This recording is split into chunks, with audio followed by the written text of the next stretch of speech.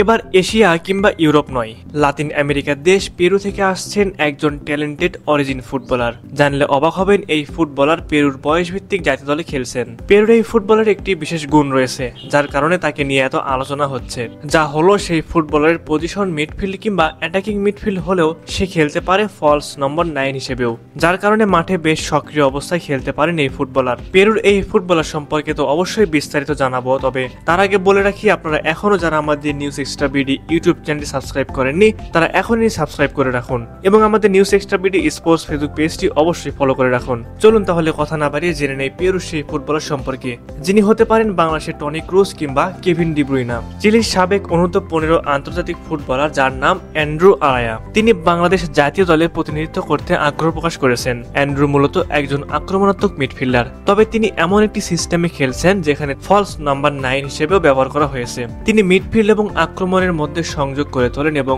নিজের গোলের জন্য প্রচেষ্টা করেন। তার অসাধারণ পজিশনিং সেন্স তাকে একজন আদর্শ ফলস নাম্বার 9 হিসেবে খেলোয়াড়ে পরিণত করেছে। দীর্ঘদিন ধরে বাংলাদেশ একটি দক্ষ স্ট্রাইকারের অভাবে ভুগছে, সেই শূন্যতা পূরণে অ্যান্ড্রু কার্যকর ভূমিকা রাখতে পারেন। বাংলাদেশে তার খেলার ধরন এমন হওয়া উচিত যেখানে রক্ষণভাগ থেকে বিল্ড আপের মাধ্যমে আক্রমণ তৈরি করা হয়, তাতে অ্যান্ড্রুর গুরুত্বপূর্ণ অবদান রাখতে সক্ষম হবেন। তার খেলার স্টাইল অনেকটা রবের্তো ফিরমিনোর মতো। তিনি দুর্দান্ত ফ্রি কিক টেকারও, যিনি সরাসরি ফ্রি কিক থেকে গোল করতে পারেন। বাংলাদেশ দলে বহুদিন ধরে একজন সৃজনশীল সেট পিস বিশেষজ্ঞের অভাব অনুভূত হচ্ছিল। অ্যান্ড্রু সেই ঘাটতি পূরণ করতে পারেন। যদিও তিনি 10 নম্বর পজিশনেও খেলতে সক্ষম, বাংলাদেশের প্রেক্ষাপটে তাকে ফলস 9 বা স্ট্রাইকার হিসেবে ব্যবহার করায় অধিক উপযোগী হতে পারে। এছাড়া তার ফিফা পরিবর্তন প্রক্রিয়া তুলনামূলকভাবে দ্রুত সম্পন্ন হতে পারে, ফলে তাকে বাংলাদেশ দলে অন্তর্ভুক্ত করার কাজ সহজ হবে। সঠিক ব্যবস্থাপনায় অ্যান্ড্রু বাংলাদেশের জন্য এক বিশাল সম্পদে পরিণত হতে পারেন। বাংলাদেশ দলে এসব ফুটবলার অধিক প্রয়োজন। আমরা যদি বলি, বর্তমান বাংলাদেশ টিমে হামজা চৌধুরী ছাড়া তেমন কোনো পটেনশিয়াল ফুটবলার নেই। আমার মনে হয় না যে এই কথার কেউ ভুল ধরতে পারবে। ঠিক এমনই নড়বড়ে অবস্থায় রয়েছে দেশের ফুটবল। তবে হামজার বাংলাদেশে আগমনের পর থেকে যেন এই সমস্যার সমাধান কিছুটা মিলতে শুরু করে দিয়েছে।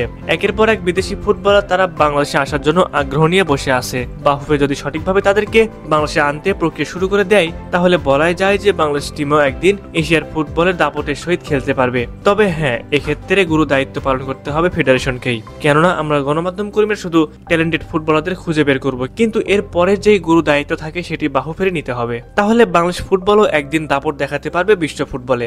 সুপ্রিয় দর্শক, আপনাদের কাছে কি মনে হয়, পেরুর এই ফুটবলারকে কি ভবিষ্যতে লাল সবুজ জার্সি গায়ে দেখা সম্ভব? অবশ্যই আপনারা সেই বিষয়ে আপনাদের মূল্যবান মতামতটি আমাদের কমেন্ট করে জানাতে ভুলবেন না।